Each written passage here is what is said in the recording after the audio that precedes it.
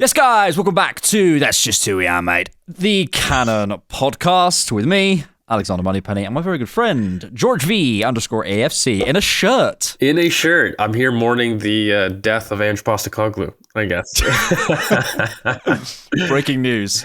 That would be a horrific taste if he has died this morning. I presume Ange hasn't died. His football ideas might have. This would be in poor taste if he had. George didn't see the game. I did. It was... Why do we ever rely on Spurs to ever do us a favour? Will they ever do it? You know what? I think when you hope for it to happen, it doesn't. And then when you don't hope for it, it does. So, but no, I thought this game... I said it before, I think, on the instant reaction. If you thought the Palace and the Arsenal game was basketball, wait till Spurs-Liverpool. And I haven't seen the game, but I saw the score, so I think I was somewhere along those lines. I was saying to George before, like, whatever you did see, I was like, whatever you imagine it was. It was exactly that game. Just back and forth. Do you know what's funny? And we'll kind of, maybe this is actually a good place to start, because like I do feel we're kind of at a point where we have like the two ends of the spectrum where Liverpool are just leaning into the chaos. They have these players who, like Trent and what's his name, Gravenberch and Van Dijk, just these massive space players who just lean into the chaos and manage to do that, versus the kind of ideological control. Obviously, it's not working for Pep, but sort of Pep and Arteta, I would suppose, is the way of putting it. It is funny how that sort of works. It's kind of like the two approaches that are working at the top of the league. It's kind of the balance between order and chaos and which will pay off. It's quite exciting little sort of subplots of the season. It's really strange because as Mikel has evolved, he's gotten closer to Pep. But I would argue he was very far from what Pep was at the beginning, and people just assumed because of, where he's come from and his experiences there. But I think if you looked at any kind of data that compared Manchester City and Arsenal at the very beginning, Arsenal were always a lot more vertical. They were always a lot more direct. I mean, Liverpool are always on the opposite end of the spectrum. But I think in the last, I'd say 18 months, his play style has become more controlled, Mikel. Like if you were plotting a 5-year version of Mikel and you were looking at like how Arsenal played throughout the years, it's gone from a period of incredibly vertical, I would say, like intense central progression heavy, to something that's gone a little bit more. I mean, conservative is the wrong word when you put it in the context that we're almost going to break the away goal season record. And we're also looking at coming off the back of a season where we did set an EPL record for Arsenal of goal scoring. But I think his approach and his manner is a little bit less, I will go through you and I will battle in the 50-50s. Yeah, and it's like control in a different way, which is to Pep slightly, which is interesting, and kind of a different almost approach to control, but it is control. We're going to get into the Crystal Palace game. Thank you for joining us. If you're here on YouTube, make sure you like and subscribe. If you're listening to us on Spotify and Apple, leave us a review. Why not? I was on someone's phone last night, and they hadn't reviewed the Cannon podcast. And I was like, give me your phone. I'm going to leave a fake review to push some numbers up. So please help us out. So yeah, we're going to talk the Palace game. We're going to talk 5 years of Mikel, because we reached that milestone the other day. We're going to talk some data, because we've got a decent sample at this point, so I want to talk about that. And then, of course, take your questions. So thank you all for being here, and happy Monday when you're listening to this. Crystal Palace, Arsenal 5, Crystal Palace 1. As you noticed on the instant reaction, it was a slightly weird game for me, because I was sort of focused on like, we're making a lot of wrong decisions. I don't love the spacing in the midfield. I think there was a stat that came out that like we conceded something like 2xG, and then but it was like 1.8 before Rice came on or something. Yeah. It was like a mad number before Rice came on. There was some decision making issues that we're looking at, and some blindside runs, which I talked about in the instant reaction. But I suppose I want to start with, we won 5-1 away from home, and I'm sat here going, Timber missed 2 blindside runs. Like, and it is funny, isn't it, that we know how good we are, but this season just it never feels like we've got to that point where we're like, look, we are cooking. We're still going like, come on, and it makes sense. We're chasing, we're pushing. But yeah, how did you kind of emotionally respond to that game? Because it was brilliant in some aspects, but also concerning in others. I got what I wanted, in a sense, in terms of a little bit more bravery, more intensive aggression in possession. And sure, it comes with some consequences. But I do think, like, it doesn't surprise me to hear the stat basically that 1.8 of the 2xG came on before Rice and, Calafiori. Let me just confirm that, but I'm pretty sure that is correct. Sorry. And even if it isn't exact, it wouldn't surprise me to see that most of the XG given up, at least 80% of it, was done prior to Rice's introduction, prior to Calafiori coming in, prior to, Oh, it's even worse. 1.9. There you go. Before the 58th minute. Yeah, and to me, look, there's different ways to control, and I think we're all after something that just gives us the title and is an explanation for why we should be leading. Honestly, is where I'm at, because if you really want to break it down, we had more control of previous games that we've lost points in, but people just said, who cares, be braver, just get the ball in the back of the net. Who cares, be braver, got the ball in the back of the net, where's the control? And there's a little bit. This guy. Well, it's not just you though, right? Like, I think there was a lot of people. Look, part of it again is that we're not where we want to be, and you want to attribute a reason to it. There needs to be a light switch. We fix this, boom, flick. Season is back on. Title is back on. X is all hunky dory, and I think that you're gonna battle between certain narratives with that all season, based on our games, and I don't think that we're going to get a perfect game until, you want to know when that perfect game will be? It will be the day that we overtake Liverpool in the league table. And if that doesn't happen, there won't be a perfect game, in my opinion. Yeah. And so that's kind of the frustration I think that you're going to be left in this season. And I guess also while we're watching Liverpool, and, I'm not going to do that. Well, I'm concerned. They did concede 3 goals in that game and were suspect, but I'm not going to go there because it's just not the day for that conversation. But I'm like looking at the numbers. I think it's like, I don't know what it is. Yeah, he's having an all-time season, isn't he? He's the first player in Premier League history to reach double figures for goal and assists before Christmas. Yeah. I think it's 31 GA before Christmas. 31 before Christmas. Yeah. How it's very hard to sit here and go, wow, how brilliant are we, whatever, while that is happening. You know what I mean? Mm-hmm. So yeah, you're right. It's like a weird thing to analyze. In terms of the game itself, what did you think of the lineup? Obviously, probably Havertz was the standout. I was so ready for a Raheem Sterling. I think I actually texted you about like a Raheem Sterling rant. Had to pull back with the news of the injury. Basically, if he was injured, that would have been this whole podcast. If he wasn't injured, sorry. But yeah, let's go on the Havertz thing. I think it's like the thing is people forget it has worked before. It worked against Aston Villa pretty comfortably. I don't think it was a total disaster when it first happened. I think a lot of it for me was down to his decision making in possession, his confidence, the confidence of the teammates around him. We often talk about with young players, and we should come on to Miles, right? Mm-hmm. Like the trust that you can see that they have, and I think if you watch it back, I don't think Kai had the trust of people at that point, and we were also trying to replace Xhaka, etc., etc., etc. But it has worked at points. But what did you make of that performance yesterday? Because for me, it didn't convince me either way. I don't know. I don't really know. Jury's still out for me. I think what it did for me is like when I see Partey at right, I kind of use this on the instant reaction, but I really feel that they're so similar because I don't think it's the end of the world seeing Partey at right back. I think it can fix you in certain game states when you're really down at luck. Would I pick Thomas Partey to play right back for Arsenal when everybody's fit? No. Would I pick Kai Havertz to play in midfield when everybody is fit at this football club? No. Can he do it in certain games? Can he do it to change things up? If, for example, we're facing a mid block that we're really struggling to go long to for some reason and Kai's not having the influence, can we switch it up by having a different type of striker to get him into those areas in a different way? Sure. But if you're talking about any long-term sustainable way of having Kai Havertz in midfield, I just don't think he has the aggressiveness in possession to ever do that, ever. And I think when Kai is at his best, like even when you analyze this performance and even when you analyze the Villa performance, so I really want to talk about that briefly because people talk about how that's probably his best game in midfield, even though we lost, right? Yeah. The things that he was doing were striker runs. Like, yeah. The things that were brilliant. The last line, just from a different zone. Yeah, like, and so from my perspective, okay, great. Like, this is the whole FIFA argument. Like, it's not, we got to stop with this positional thing. That's not the reason for success. Just look at what they're doing, where they're finding really great areas. And I do feel consistently Kai Havertz has shown us arriving into the box. And as far as his final third influence goes, I don't even think it's for a reference. Personally, he is somebody that is, again, the person that will help you across the crosswalk. Do I need it? No, but it helps. And it helps organize traffic, and it's something simple and helps get things done in an orderly fashion. I don't think he has a major influence on the ball that I think I would ever see. So from a midfield perspective, I don't love it.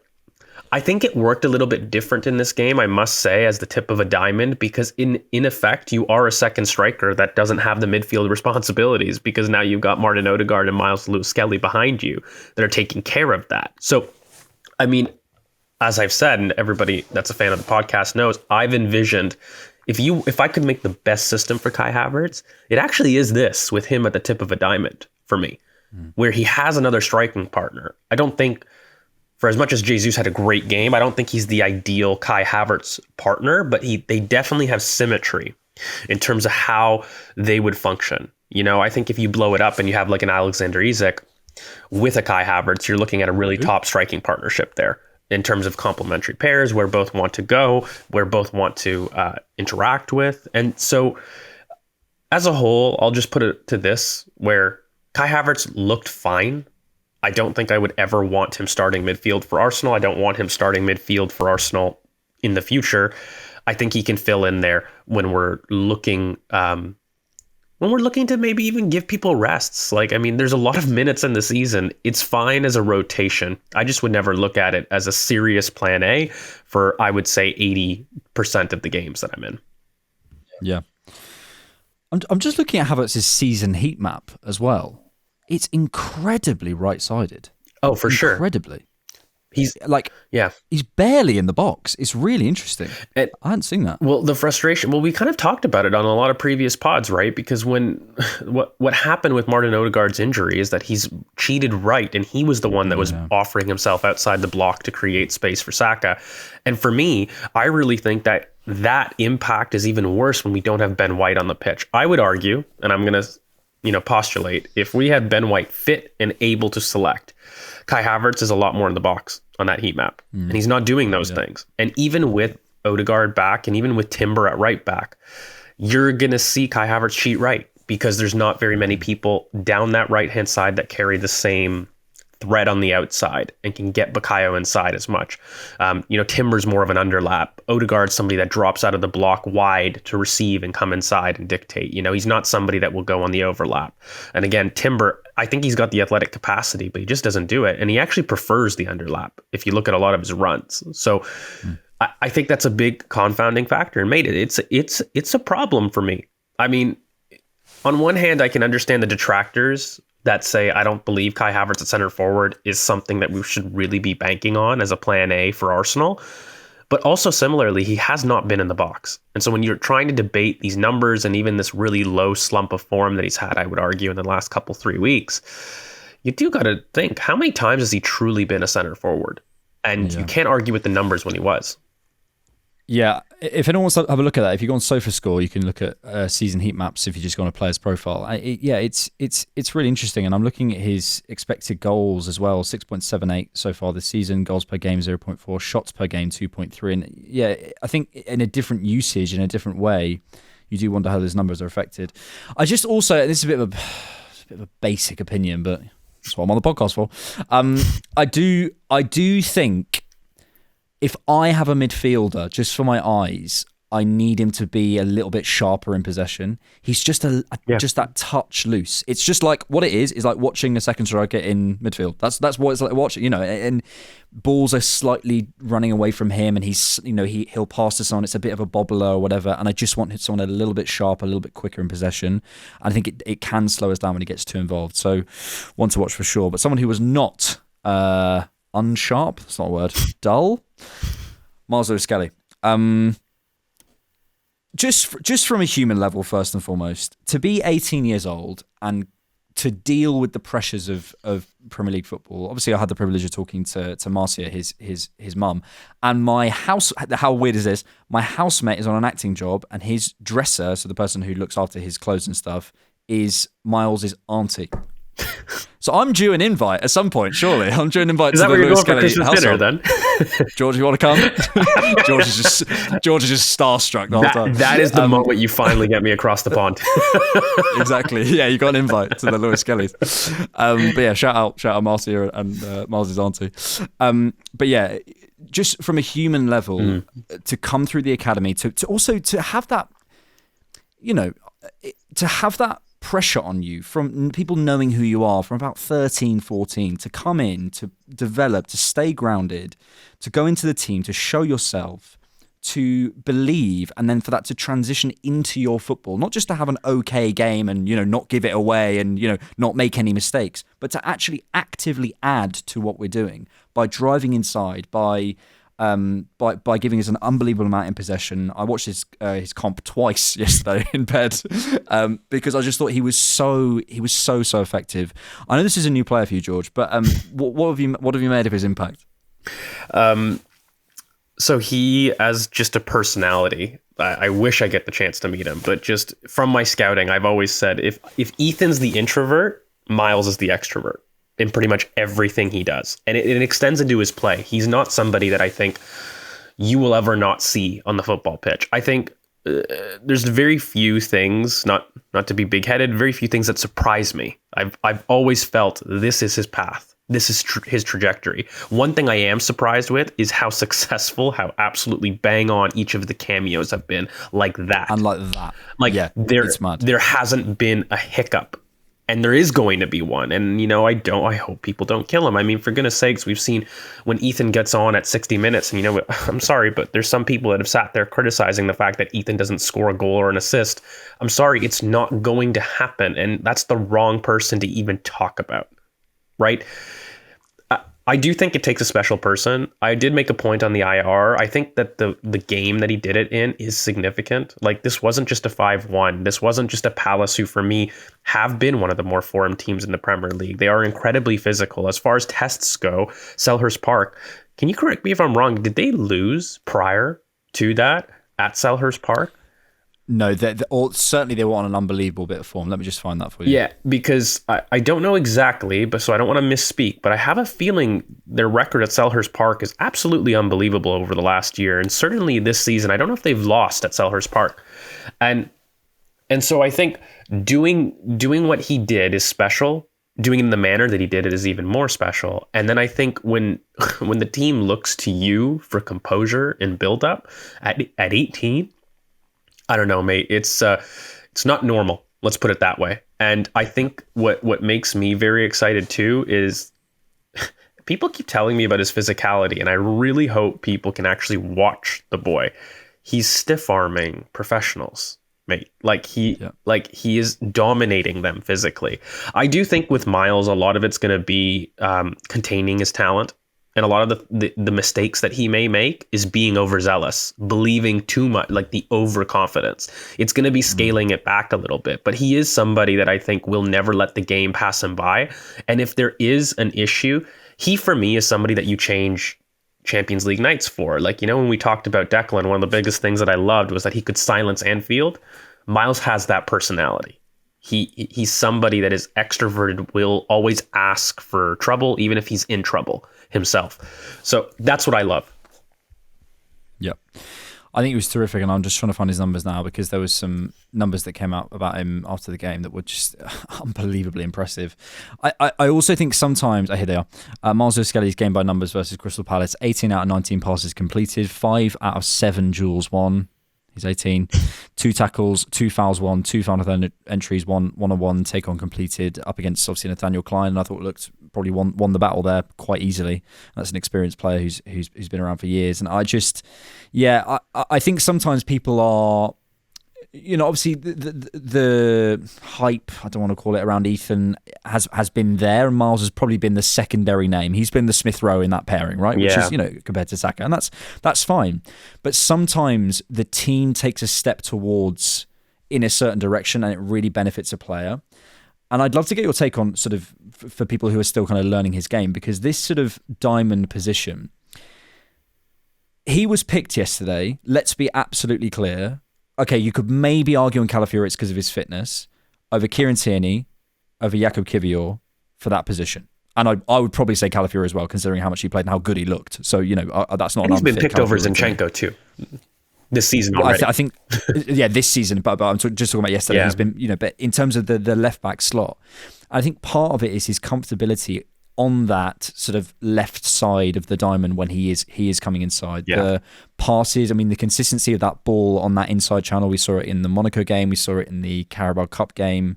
That pass that he can play, the sturdiness he shows inside there.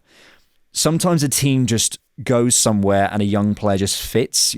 How Klopp was using his fullbacks at the time that Trent was coming through. It just happens. Do you think that could be the case for Miles if we sort of persist with this diamond in the way it's working for us? And it was working for us and fixing a lot of our issues. We'll come to maybe some drawbacks of it in a second. But how do you feel about the team moving towards him a little bit? I've boldly said, he is the prototypical box-to-box.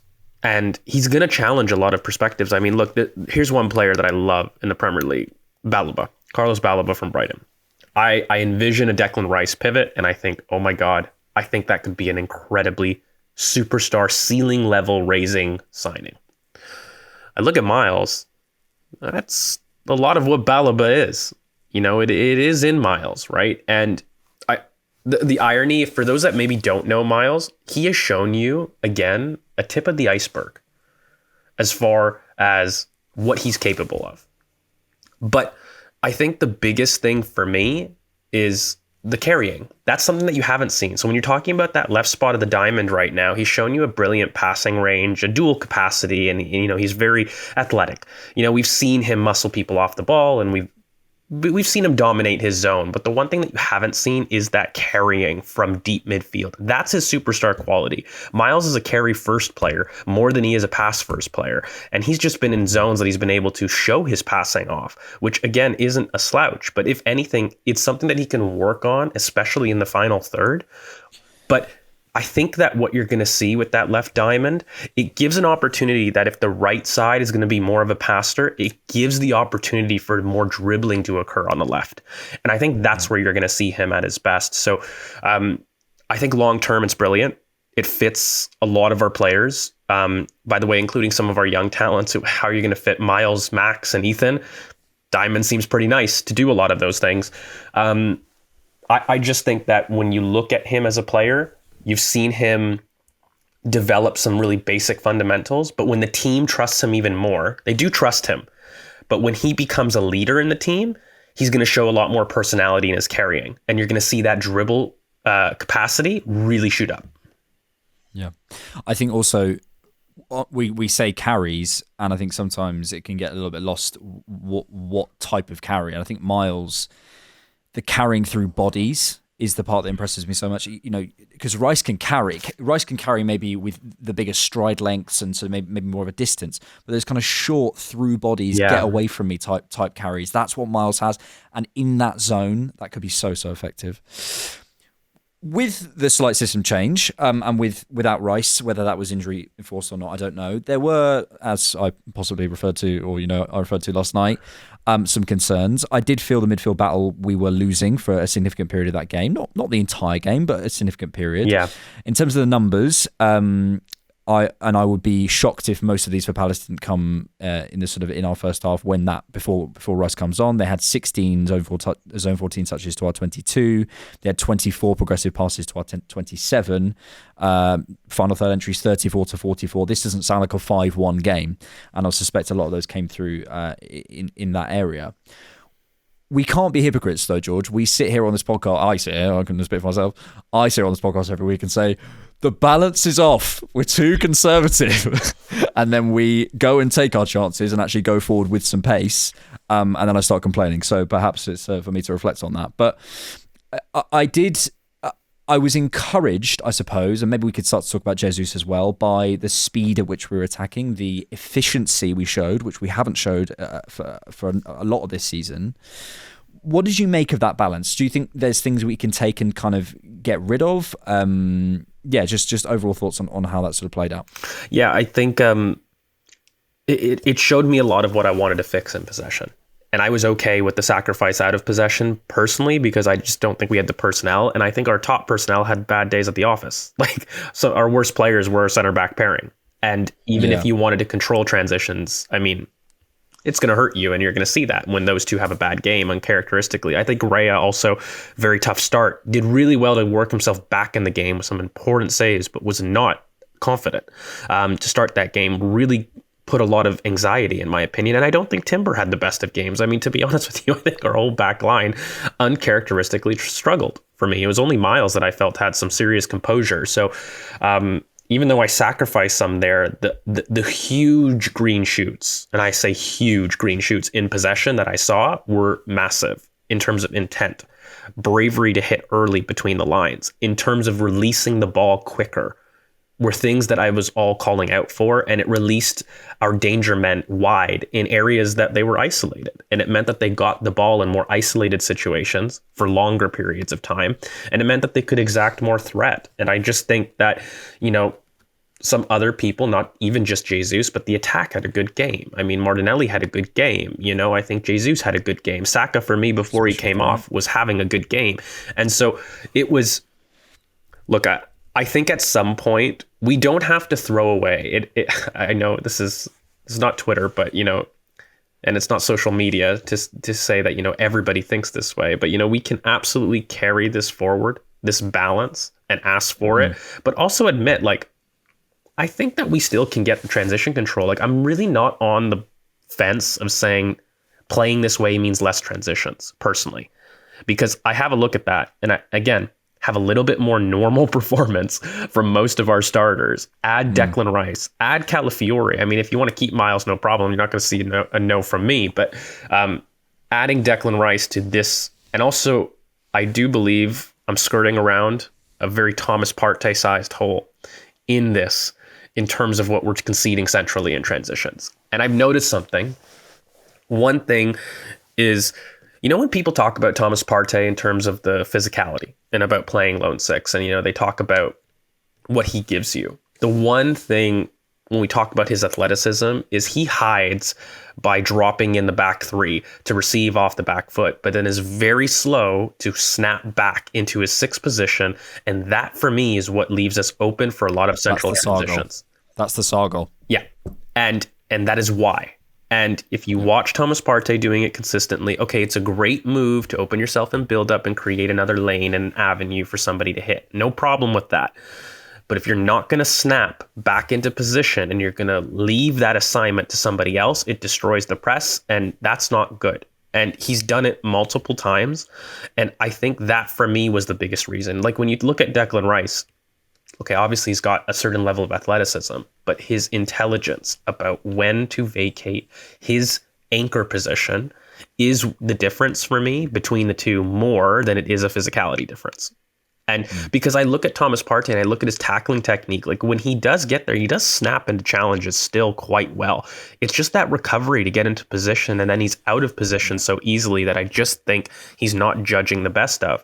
And so I think those factors, those three things, if you were to look at it really succinctly, kind of explain it. I think it's very easy to go, well, it's his age, he's just aging out, and that's what. No, I agree.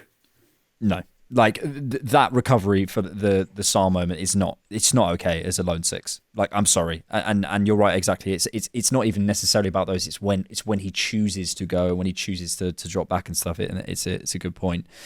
Yeah, I think on the sort of the balance, I think you're right about, you know, imagine that performance with Saliba and Gabriel at their normal level. Yeah. Like, if you could do that, then probably a lot of these concerns would be waylaid. And frankly, the impact it's having on our attack is really exciting. Gabriel Jesus' game by numbers versus Crystal Palace: 6 touches in the opponent box, opposition box, 6 duels won, which is possibly the bit I want to come on to more. 5 shots, 3 shots on target, 3 aerial duels won, 2 goals, 1 woodwork hit, 1 foul won. Obviously, I think that's 5 goals in a week against Crystal Palace. The finishing is really impressive. We kind of discussed this on the instant reaction. I'm not. I've seen a lot of people going, well, this is the art. No, no. I need a much bigger sample. This is really exciting. And by the way, we're going to come on to Saka in the questions and stuff. And I think Jesus coming into form at this time is really, really important for us. So credit to him. When I'm shelling out over £100 million over the course of his contract, we're having a different conversation. But equally, I have to give him credit where credit is due. But actually, the thing I want to come to, George, is 3 aerial duels won and six overall duels won. That actually was the part of the game that I was excited by seeing. I wouldn't say the level we know he has been at, but physically he looks like he can hold himself again. That's the part that I'm looking at with Jesus, and I'm going, there's a sturdiness to you. The spring isn't quite there. The balloon touch, which we discussed before, it's still there, but you can hold it a little bit more, and you know how to turn and use your body to get out of situations again. I think there's been a while where you just can't give him the ball because he'll lose it. And when you have that reliability and you see it in the numbers, that's what I think is underpinning a lot of this game. And then confidence, which is what leads to that ridiculous goal from the corner as well. It's difficult because I think Gabriel Jesus is at a point that he's showing more physically, but he's playing more. I mean, this is common sense, right? Mm-hmm. So the more that you play, there's definitely going to be an increase in your physicality. He's in a good moment. Confidence is a massive thing. Look, just the manner that he took his finishing is the biggest thing for me. And I think what Gabriel Jesus, the only thing that I've said why he carries a really big asset is his movement. I don't think that we have a consistent enough player that is able to be so available, wide, central, deep, up top. Like the way that he moves, it is very chaos built. And sometimes he doesn't strike the balance right. But when you've got a team that is overtly cautious, you can afford a bit more chaos. I love it, mate. I love it. Yeah. And so he's always given that. But the manner of his finishes were just ruthless. They were very precise and decisive, actually. One from the corner, mate. Yeah. And I have a feeling that it's difficult. He's never going to be somebody, again, it's all psychological. And that's a mental thing that I just don't think is scalable. We can never, even as analysts, understand where you're going to be at mentally in the moment, right? But I do believe, and I'm going to make this one coaching suggestion, you see all of this stuff. Gabriel Jesus is brilliant at being free to finish from wide areas. Both of those goals, and even the hat-trick goal, once again, they come from finishing from wide areas, ghosting in, finishing off, and I think it's because it really simplifies his finishing. For me, whenever Gabriel Jesus has time through the middle of the park, there's a tendency for him to really overthink his finishing. Now, he's got the United in him, where he can do the United goal, where he cuts back centrally. That was a central goal, so it's not that he doesn't have it. But I think you really, by playing out wide, and by finishing wide, you close your angles, it simplifies. For somebody that overthinks, that's the most enforceable fix that you can do. Mm. I think we need to get him in those areas a little bit more, as much as we can. And I think we'll probably come to it about replacing Bukayo in terms of his injury. But what we're seeing in terms of maybe some of the security, that's confidence driven. I think he's always given the effort duel-wise, but it's not successful unless you feel your chest up high. And so now that your chest is up high, you're starting to win them. And the one thing I'll just end on, he was a lot more secure in going long. That is something, when we talk about the balloon touch, when stuff was really struggling, he wasn't setting himself properly to compete so that he could bring the ball down. And so even though he was dropping and coming in those central areas, he was inefficient. He wasn't keeping the ball, and it meant that we never really got a reference up top. And so you combine some of these things, and you're talking about a player that's very useful. And by the way, we need him to be useful, guys. Like, I mean, I don't even think this is a gotcha moment from this. I'll be really honest and frank. I'm glad he's doing well. About damn time. And like there's a part of that. That's how I feel. They're just like, yeah, okay. and you can't ignore it. Because I really want to praise it. It's incredible. But mate, you can't go from not scoring only one goal in 2024 to then 2 hat tricks to say suddenly I'm back, baby. Like, if we're gonna do that, you were gone, baby, for like 9 months. And we need him. So I'm glad that this continues. We needed even more so with Bukayo Saka, but I think even if Bukayo was fit, mate, I maintain we needed to get something out of Sterling, Jesus, Trossard, and we weren't in our really poor period. The fact that we are is a benefit. It improves our ability to win titles, and we cannot function with an attack that already is lacking star power and then not gaining output from 3 out of the 6 players that we employ. That's already light. And it's not lost on me that they're the three oldest. Yes. And again, I put it on them. Yep. And I say, look, you're a 27-year-old four-time Premier League winner. I'm happy you're doing brilliantly. But also, there were some numbers that came out, and it was that Gabriel Jesus has never lost a Premier League match in which he has scored in. 61 matches, 56 wins, 5 draws, 0 losses. And the caption was incredible. And I was like, it is incredible on one level. It's also indicative of something else that I would suggest that Jesus is a bit of a fair weather player at times. Now, would I be? I would do anything for Jesus to start being the guy for us and take some pressure off Bukayo and get us through this period where we might not have Bukayo. But yeah, I just think what you said there about damn time is my feeling, and I don't want this to come across as critical of Jesus. It's just more that where were my expectations? Where was he?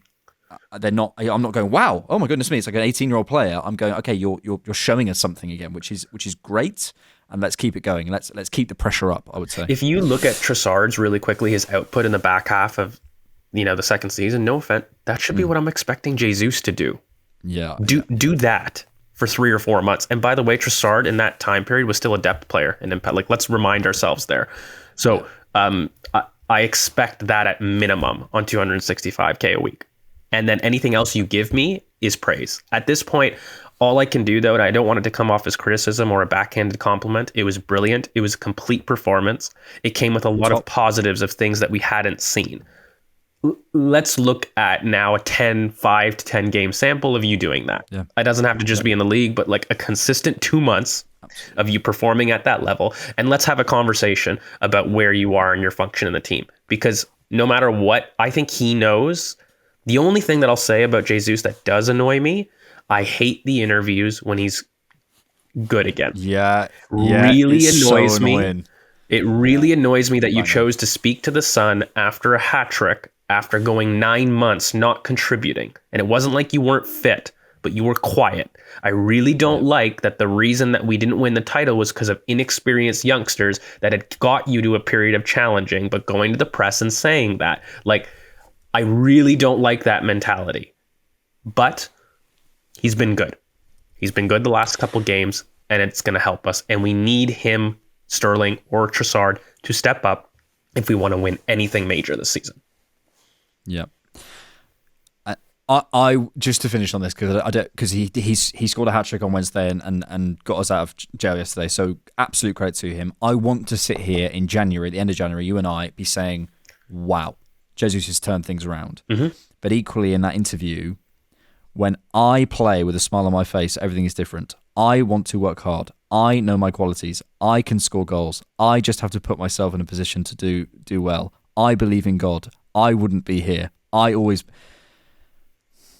Always in the tone of his interviews, there's this individual isolation thing. And what I would love as a senior player is him to say, I haven't been good enough.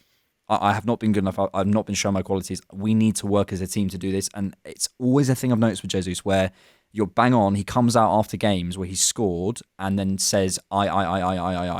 And I want a bit more collective from a senior player who's wearing the captain's armband sometimes. I have no problem doing it, by the way. But then you're going to get the flack for going almost 9 months of not even just a goal. Let's ignore the goal aspect, not contributing to the team.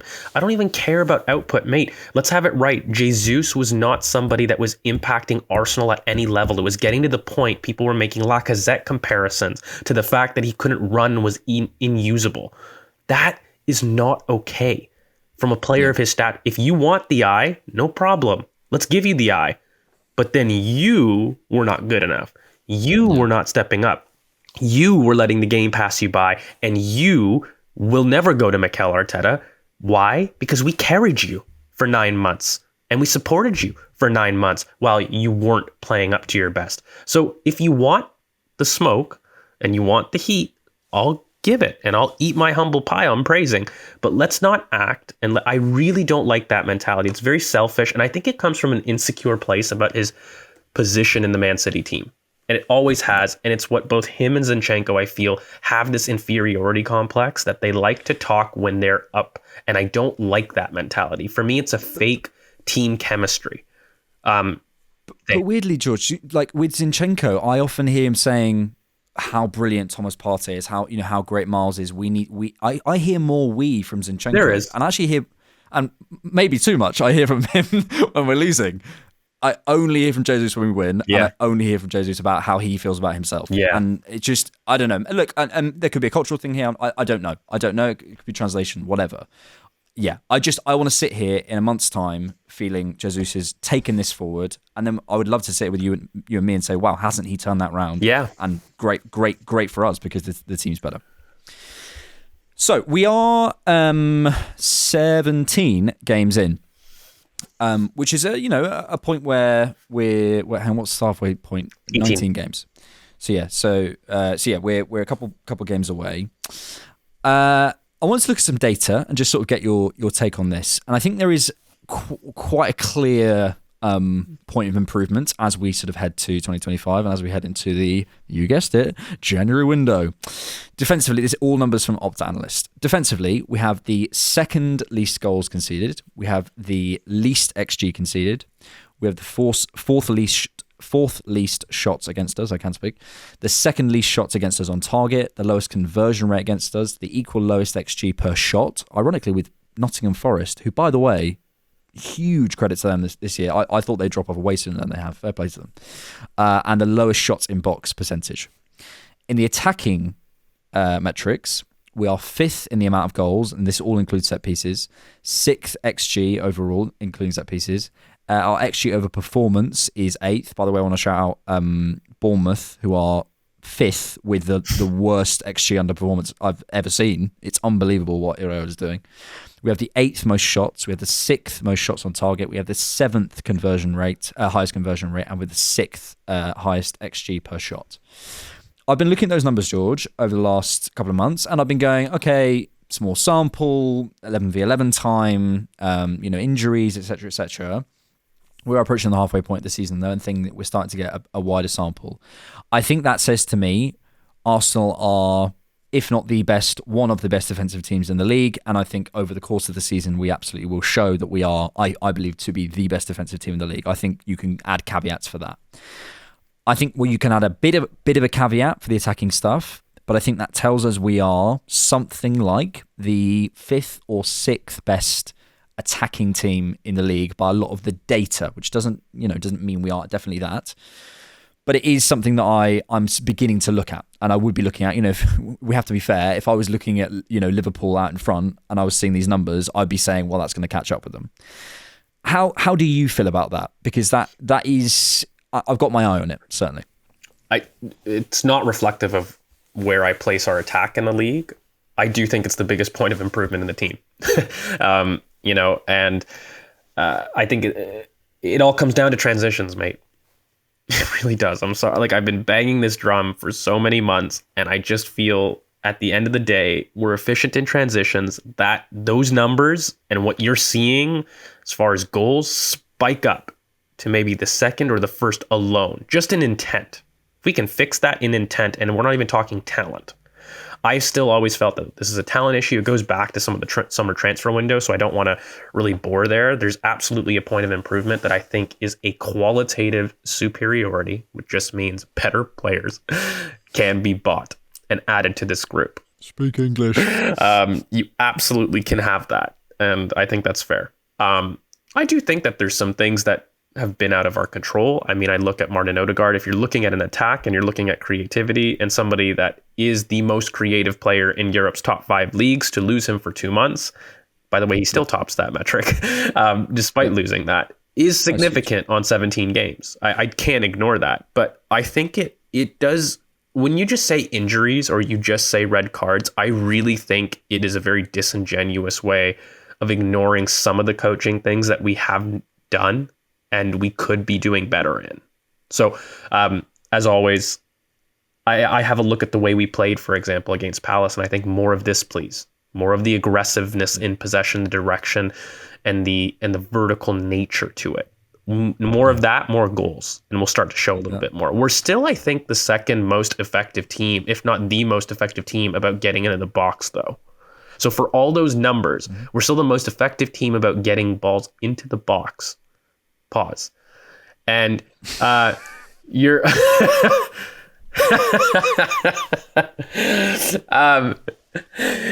We're still the most effective team about going from the middle, just to make sure you guys are awake. Getting the team from the middle third into the box, I think we're incredibly effective in. I just do think that we can platform some things a little bit better. We can get and dominate the 6-yard box a little bit more. And we can do a bit more with our attack, not feeling like a very tempered U shape. We can definitely dominate the box, George. Yeah. Yeah. I think there's a number of things. It's like being back at grammar school. Yeah. There's a number of things we can do. Look how many times we've spoken about it: transitions and balance issues, which we spoke about against Everton, and profile stuff, and natural conservatism, and and there's all that stuff. I guess the frustrating part is we're in a really good position, but a lot of that feels like coaching stuff, and sort of things that feel like more approach-wise, and Mikel picking things.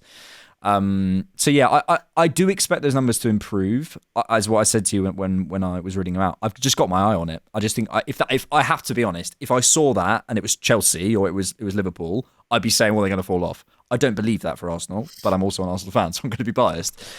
And I do think ultimately this requires a difference in approach, which, to be fair, we saw against Crystal Palace. So we've got to give it time to settle.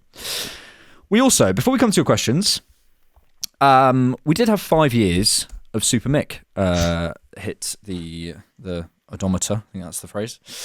I want to maybe take this angle on it. We obviously talk about Mikel basically every single day of our lives. We're obsessed with him. If you could sum up what you think in a succinct way, Mikel's biggest strength and biggest weakness is, what would it be? So I think we've identified I think I know what you're going to say on weakness. And I think that's reacting late to clear coaching issues. That's my answer. I don't know whether it'd be yours, but I might be one of them. I don't know. But in terms of a biggest strength, I think he has a load of them, but I don't quite know exactly what it is. I've got a few options, but I'm really curious about what you'd say. Yeah, just tweak. I think not just coaching errors, but when things don't go according to his plan A, he struggles to replicate it. And that could be he's shown it in different systems. His biggest strength for me is that he finds margins in the details that other people don't. And it's what's made him a trendsetter for the last 2.5 years of people essentially trying to copy much of his style and build teams and build rebuilds and finding details when you talk about culture, when you talk about off the pitch, in terms of the details about why it matters to care about the place you work in. I'll do a really funny thing, that kind of story, but if anybody watches Ted Lasso, so American. I know it's a show, it's a comedy, but I do think it's actually quite brilliant. It's quietly brilliant. And one of the things that, he does when he first comes in is have a suggestion box and ask everybody and the players and the staff to make suggestions. And okay, some people take the piss and whatnot. And one of the suggestions is, can you fix the shower pressure? And it shows at the end. He ends up doing it, and the players start to believe. When people highlight win, when people highlight the fact, why the hell are we highlighting the lights going on and off on specific trophies? Why are we highlighting trying to have a pickpocket come in and steal? For me, he finds areas of improvement that is overlooked. And it's what's given him the edge, whether it be his FA Cup success, whether it's got him over competing, by the way. He's done so by prioritizing a press and prioritizing things that have made Arsenal weak for a majority of their years. I mean, we're now a top 6 side that has probably got the best record against the top 6. I know it doesn't. I know it doesn't feel that way, and I don't know why. But if you actually look at the numbers, we are factually, in the last 2 to 3 years, the team that has had the most successful percentages as a whole against the rest of the top 6. We are now the best, or arguably the best, defensive team in the league. We are now a team that could be undone by set pieces, the king of set pieces. It is a story of finding margin in the details for me. And it's what makes it so frustrating, because if you're so meticulous like that, why is your weakness that you can't react properly to plan A? Do you know what I mean? And I think that's the frustration of Mikel. That's what leads me to, I think, the burnout talk that we talk about over the last 5 years. Because for me, those are his strengths and weaknesses. But the freaking strength should cover the weakness, and it doesn't quite yet. And some of that has to do, I think, with his inexperience, and he is a young manager. For as brilliant as he is, and as much of a young genius you might want to talk about Mikel and how he could be, geniuses aren't perfect, and there's a maturity to your genius that will come. Yeah, I think it's often the case, though, isn't it? I find in life the thing that someone is often the best at. So take a world-class comedian. Yeah. You often find they're really depressed. Do you know what I mean? Or they've had a really tough life. Williams. Do you know what I mean? And there's always payoff. Yeah. And that, I suppose, that is kind of what Mikel, he's so good on the detail that sometimes it's the most obvious thing in the world. You just fix it. It's so obvious. But you're right. Yeah, I think that's a really good answer. I don't think there's a wrong answer necessarily. I think it's a really good one. And I'd only add potentially I don't think you aren't saying this, but you didn't say the media as well. I think the way he handles the media in the 1%, I think is brilliant, especially towards the beginning. I'm seeing Amorim do a lot of the Arteta playbook. There's a lot of stuff he's saying, and I'm going, I know what you're doing, mate. You've watched Mikel tapes. He literally said earlier something like, put everything on me. It's all on my shoulders or something. It's like, okay, So that's 100% an answer. The other one I maybe would say, is it potentially individual improvements? And maybe the reason I wouldn't go for that is because that's a wider coaching thing, and you're looking at Carlos Cuesta. But I'm looking at the entire squad. I don't think there is a player who's regressed under Mikel. I really don't. Maybe you could argue players like Jesus, or players who maybe their development has stalled. Maybe Martinelli, but also I'd argue Martinelli has, like, defensively he's getting better and better. There's just aspects of his game that aren't improving. But I'm looking at basically almost every single other player who's been around for a while. Especially the defenders. He's so good at that. Rye's definitely improved. Saliba's come on leaps and bounds. Yes, there's the talent, but there's the little stuff that we see. Ben White, Gabriel, perfect example. He's kind of the archetypal one. I think Calafiori's already looking a little bit better in terms of timing things. I need to look at that with a wider sample. But he looked really good yesterday. I think Rice looks better already. Odegaard, obviously, so I think you could go through Saka's development. You could go through every single player and say and I was watching the Liverpool game earlier. We spend so much time talking about how we platform players, or what spaces we're using, or, whether we need to look at some area of the tactics or whatever. Trent picks up the ball and whips a ball in, and Diaz is on the end of it and puts it in. It's 1-0. And he's had that since 18. You just put him in the right areas and he can whip that ball in and do that. And I think he doesn't always get that balance right, but I think we are approaching a point where there are world-class skills in this team that Mikel has sort of fashioned to some degree. The efficiency that Saka had, he has the raw materials and he's worked on it, but the quality of his play, he spends every day with Mikel Arteta and the coaching team. I think that's another huge strength of his, I think. No, absolutely. Yeah, I don't disagree whatsoever. And Neto. Neto looks way better. Is Norberto Neto going to play for Arsenal? Ever? No. I was thinking about this. No. When? Because I'm not playing him in the... Well, he's cup tied for the Carabao Cup. I'm not playing in the Premier League or the Champions League. And I'm not playing against United in the FA Cup. No, absolutely not. It's not going to happen. I genuinely don't think he'll play. The only thing I'll say is I think when you look as a broad sample, the only thing that you can say with Mikel is there's at times he has a tendency to ice players, and he can be the reason that their development stalls for reasons that he contradicts himself on, and he at times, but. It's really difficult because, broadly speaking, if you were to take the development point, it's very few that have actually regressed. But there's certainly, like, for example, I look at the Emile Smith-Rowe, the Fabio Vieira, the Lokonga, the Tavares. Again, Eddie Nketiah in moments, like his depth, his use of depth has absolutely been something that he just needs to improve on. And it's not that these players need to become world beaters, but it's more in the sense that, you know what it is? It's expecting Eddie Nketiah to dig yourself out of a title charge challenge after not playing him for 4 months when he deserved it, and then coming out saying Eddie deserves it, this is on me. Yeah.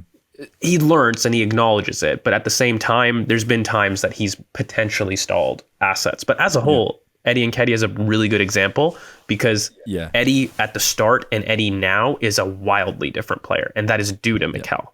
But yes, he's been at fault for stalling his career at points. So you give and you take. I think stalling his career is, but also you will choose your favourites to some degree. Every coach does. Everybody does, and you're not going to get every talent absolutely right. But I would argue, even if we kept Nuno Tavares, the reason Nuno Tavares comes out of the team is because he's causing us a problem. But if we see Nuno Tavares over the span of 3 years, which would be ridiculous to do, but I would argue he would improve him, even if he was not in the team. Let's come to as many questions as we can before we finish up. If you want to join us on Discord, you can do so by becoming a Patreon member or a YouTube member. You can find that in the link below, on wherever you are in the description on Spotify and Apple, etc., or on YouTube as well. We're doing a rewatch of the Palace game tomorrow. It should be out on Tuesday. We've got data pods coming. We've got exclusive pods, ad-free pods and stuff. We've got a ridiculous Alex Ford has made. I've watched the video of like the highlights of the Cannon podcast. I need to chill out. Jesus Christ. Also, you calling yourself a nonsense in there. Let's come to this one from George. Yes, sir. On the Discord. Should we unironically cancel Sterling's loan? I don't know why it's unironically. We've used up all our loan slots and we might not have funds to buy someone we want outright. Are there loan slots? There is a limit to the number of loans that you're allowed to do in a season. Really? Yeah, there is. I didn't know that. I don't know if we've hit that, but yeah, there is a limit to the number of loans. I did not know that. Interesting. Clueless. Go on. It's so ironic. You know that ironically Sterling's best performance has come recently. Like his last performance for me was one of his better ones. That whole situation, it's going to be annoying. Look, the only thing I'll say is I don't like this mentality that we have to cancel a loan to buy. For me, there's no reason not to buy. We have the money, we have the room, we have the capacity. We are at a point in this project that, yes, we can gamble. If we're not going to gamble now, when are we going to gamble, by the way? Yeah. And so, yeah, that's the only pushback I'd say. I don't think we have to cancel Sterling's loan. It's annoying that he's injured at the same time as Saka. It's annoying that we haven't used him. It's annoying that loan hasn't worked out. No problem. But I say, Arsenal, you're at the point that we can demand you to go out, make a splash, and make yourself aggressive in the market. If you want to win the title, take it. It's not going to be handed to you. So make moves that imply that. You know, we've talked about Antoine Semenyo plug to go and have a scouted. That's a player that just scored. That is bubbling. That is an Arsenal fan. It makes sense to me in so many ways. Try. Yeah. Victor Osimhen. There are players. We're going to potentially do a scouted of Omar Marmoush, who I like as well.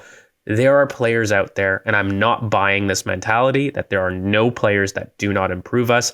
For me, that's wrong. It's disingenuous. And to be honest with you, it's unfair.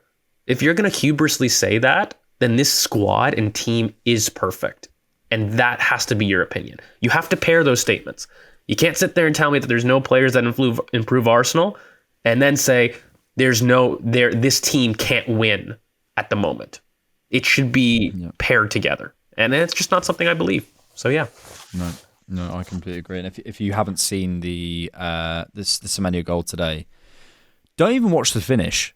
Watch how he approaches the duel and the run and how he goes into space. Yeah, mate. The finish is lovely, but if you watch how he approaches the duel, that doesn't remind you of how Saka does it and how he wins it and plays that pass immediately to the right foot of Evan Nilsson so he can turn.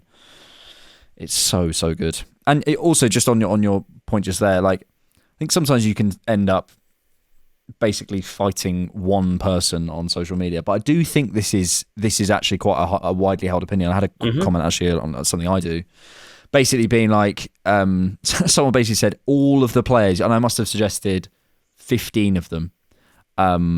He said, yeah, none of them would fit. And I'm just like, I don't I really don't get that at all. I don't understand that at all. On Sterling, okay, if he wasn't injured and he hadn't made the squad, I had such a rant ready for the level of application. I think it would be unfair to do that now, considering it's not the reason he's injured. But I do just, the fact that I think it could be that he's left out the squad kind of tells me a lot. Like I was like, that's a possibility. If Saka's left out, it's because he's injured. Do you know what I mean? It's not his application, and it's not the fit or the training or whatever. If Martinelli's left out, it's not that. If Rice is left, it's not going to be that, is it? The fact that I thought Sterling could possibly be it says a lot, and I see it in his football. I see it in his running. It's not just speculation. It's watching him and going, our winger makes that run, and you're not making that run. But yeah, I'm not going to rant about the clouds when they're not even there. Maybe I could. Let's do some more on the Discord. Let's come from this. Okay, yeah, we haven't discussed this yet. From Gluggen, who says, I'm not saying it is good that Saka got injured, because it is not. But is it a kind of blessing in disguise, as it may force Arteta to act in January? So yeah, on the January question, but also on how you would approach things if Saka is going to be out. Currently, as of recording, it's Sunday evening. We don't know how long Saka is going to be out for. My best friend, Handa Verzal, hasn't told me. The latest... Sorry, go on. Yeah, really quickly, I've been bombarded with it. A grade 1 hamstring is 2 weeks, typically. And a more serious grade 2 injury is 4 to 6 weeks. And then a complete tear is 3 months. That's your time schedule. No one's going to tell you. The fact he's on crutches absolutely has zero bearing. Any hamstring injury, we're going to do that. Why? Because when you walk, you pull on your hamstring. You don't want any weight. This is normal procedure. We have to wait for the scans. And I'm sorry, anybody that is telling you that they know what the timeline is lying. Until you see the scans, that's where you're going to know. We could be at a point where it's a month. The likely situation is it potentially is 4 or 6 weeks. If we get lucky and it's 2 weeks, because it's a very grade 1 injury, then fine. We don't need, well, there's not that pressure, rather. Not that we don't need. Let me answer it really simply. I don't care if Saka's available tomorrow. I want us in the market. Yep. The fact that he's not available makes it worse. Yep. But the baseline is I expect you to be in the market. So my answer is the same that way. Yeah, I'm in total agreement. It's not, Saka could, we could have 2 of them. I think I'd still want to go in the market. Yeah, because ultimately it's about skills we're missing. We're literally just missing aspects of what you need in the forward line. So it's for me it's not a debate. Yeah, I think knowing Saka, I mean, hopefully it's going to be, he'll recover as quickly as he can. But yeah, we can't comment and speculate on it. So let's kind of leave that there until we know more. Let's come to this from the Discord, from the Guna Sun, who says, is there anything to be concerned about with Partey and Jorginho both going at the end of this season at the moment? I saw Gabriel Carvalho quite heavily linked with us. Do you know who that is? I unfortunately do not. It's one of the first times that I'm going to say, I don't. Get off the podcast. Get off. I don't know. What are you doing? No, I'm not too sure on that player. But I will say the Partey and Jorginho thing quickly is a bridge that we need to solve. It's something that we pushed for a year. I may do a controversial opinion here. I'm not against Jorginho staying. No, given his form and the way that he's been playing this season, it's not a profile that I think relies on athleticism. I was about to say that. Yeah. It's not like he's not losing pace. No, I mean, he's slow and he's going to remain slow, but he's been good. And I think he's a very good leader in the team. He adds something to this team, and he's added something to this season. It's worth another contract to me. Thomas Partey is a much greater discussion, more complicated discussion. And I don't want to hide behind a lot of the real context about why there might be some anger towards keeping him. That could be another podcast. So yeah. When we can talk about that, sometimes people say, please can you talk about it? When we can, we will. We absolutely will. We literally are not allowed to. So, it's just one of those things. Would you say Miles and Ethan changes anything about this? It's probably specifically Miles. Really, really for me, a lot of people have been talking about the need for an interior, and I think that's very wrong. because of them. So maybe yes, but the broad skills that I think are really at fault with Arsenal are still things that I think we need to dip in the market for, and I think we need to solve that way. So I don't think that they stop my plans. I've always had that in mind. Let's put it that way. Yep. Musiala. There was another good one on the Discord. Here we go. From Sparsh, who says, I remember you will more likely get your question answered if you're on the Discord, if you're a patron or YouTube member. Despite people thinking Edu leaving mid-season could harm us, I think it helps us. Aito or Aito? I never know. Definitely has an eye on the SD job, and what better way to stake his claim than signing a top player that Arteta wants, could convince the board to keep him if he manages to pull off a top deal in January. I'm going to slightly change the question because I think we're kind of too well run for the plans to massively shift if Jason Aito's there or not, to be honest. What I will say is, firstly, there was an Athletic article that came out about Jason Aito, which is definitely worth a read, but I've also heard a lot of good stuff about him. So I think he's certainly someone to keep an eye on for the sporting director job. But secondly, George, and we record enough that I know that you're going to agree with me on this, I don't want it to matter. If I hear in the summer, well, we were going to sign someone, there was just a bit of unrest no, no, not having it. That's my position. So, but maybe there could be something. Could he be involved in it, and does that help him? To the question. But if we want to do something, we should do it regardless of what's going on. And if Jason Ito is the guy, then great, he's the guy. But I think the club will do the right thing in their own time. Buying a hole that is a unanimous hole is something we can do, we can impact, and is within our control. In the summer. Yeah. Sammy Mockwell came out and said, and this is sorry to cut off, but this is another thing. We all knew the club because we had Šeško, and we've heard about Mudryk and stuff. We know the club are looking for that sort of forward. We know it, and we've known it for a long time. But again, Sammy Mockwell came out and said the club were going to do it, and there are still people who are like, no, we don't need it for this. It's the club think we like.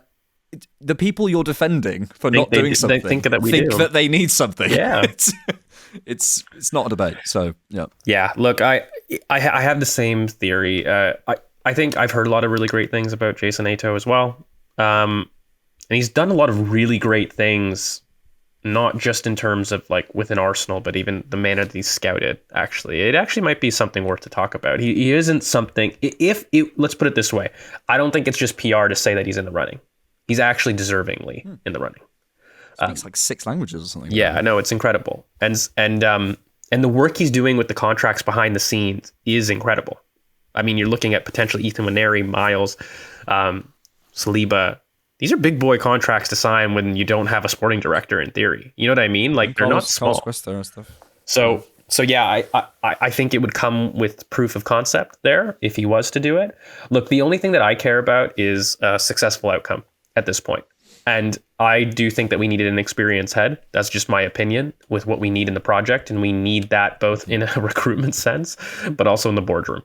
I don't want a young genius with a group of young geniuses. I think I need an old head to guide that and to help in terms of bringing a different perspective. But if a young genius comes along who's an Arsenal man and an Arsenal successful person, then I'm not going to sit there and say, you didn't recruit the old head. It's about, I think, outcome at that point. But it's just my gut. Yeah. So I like the shout of an Olabe. I like the shout of synchrony there. I like it. It makes sense to me. But I'm open to seeing what Jason Aito can do. Absolutely. Let's come to a fun one, my friend. Well, let's do 2 more. Let's do the final one first. If you had to bring back one player from the banter era and they had to start in this team, who would it be? Are we being serious? I think so. Who would it be? From the banter era, eh? I think it has to be a banter player as well. Ironically, Adebayor would really do well in this team. But he wasn't like a banter player. Who would do best in the banter? Because that's the more banter fun. people. Yeah. I do think David Luiz was much more underrated in general. If you're going to consider him a banter player. Do you know what? Yeah. Like he would do really well. When do you define the banter era as beginning and ending? That's the trouble. I'll go back. Look, Laurent Koscielny lived through the banter era, and he was a top defender. That is a great shout. So I don't like how he left, but I think he's potentially one of the better Emirates defenders that we've had. That's a great shout. I think he'd do well in this system as well. He would. On the outside of a three. If you were to, the final question from Rasmus on X, who says, if you were to rank the top 6 currently in the league in terms of who you think is the best team, let's say on their day, everyone fit, etc., what would that look like? I added that bit, but yeah, basically, I think let's traditional top 6, right? Not like as it is. No, I think who are the 6 best teams in the league. I think that's more fun. Okay. And with everyone fit, with everyone on their day, not Spurs with one senior defender. Okay. Look, I think Arsenal, Liverpool, and oh God, you know what? Without Rodri, this does make it interesting. I'll be really quite frank with you. But with Rodri. Oh, with Rodri. Oh, yeah. Everyone's fit. Oh, everyone's fit. Okay. No, then I would do Man City, Arsenal, Liverpool,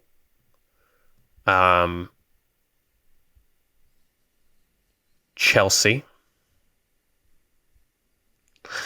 and Bournemouth. Bournemouth 6th best, mate. I shout out Bournemouth. So proud. I should have been a Bournemouth fan. Yeah. I'd have had such a better football. I think I have them 5th, mate.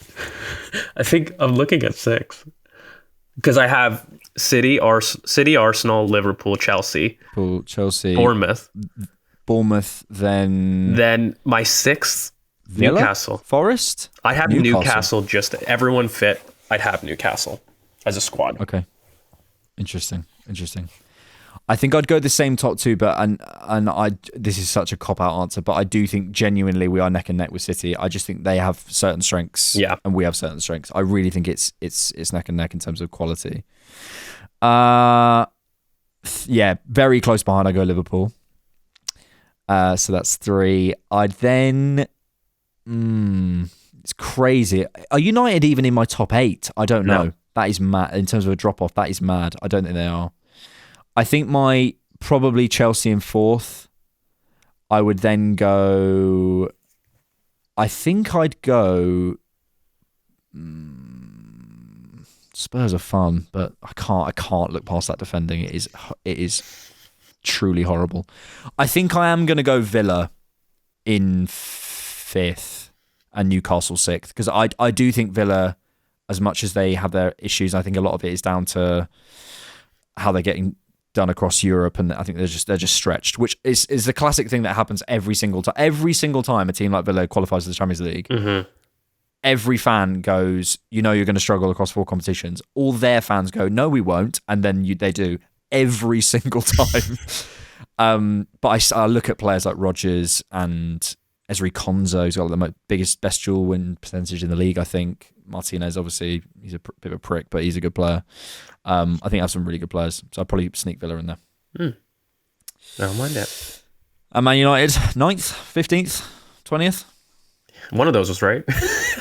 Tim Pot Institution. Thank you all for being here. We'll finish there. We have, rewatch coming out for the Palace game on Tuesday. We've got TCP Live, a Christmas special coming back on Thursday. Are you available for that? Because we're going to do a little quiz. If you're free, let's go. So it'll be me, Rohan, and George, and hosted by Forder, so that'll be fun. And other stuff coming soon. Anything from you, George? No, sir. Just one last thing. I hope everybody has a happy and safe holidays. Much love from the Cannon Podcast, and we love your support. Seriously, I know we say it. It's not a throwaway. We do read pretty much every comment that comes in. We do really enjoy your support, and we love the community that we're building. And you guys are a big part of what we do. In fact, the biggest part and the only reason why we do this. So we do love you, and I hope you guys enjoy your holidays. 100%, 100%. Happy holidays, everyone. And we do it because of you. Like it really is. You know, that's not like, oh, we do it for you. We really do for the community. It's so nice. So yeah, thank you all for your support. Finish there before I start crying. Thank you, George. Thank you, good sir. Thanks for watching, and thanks for keeping it Arsenal.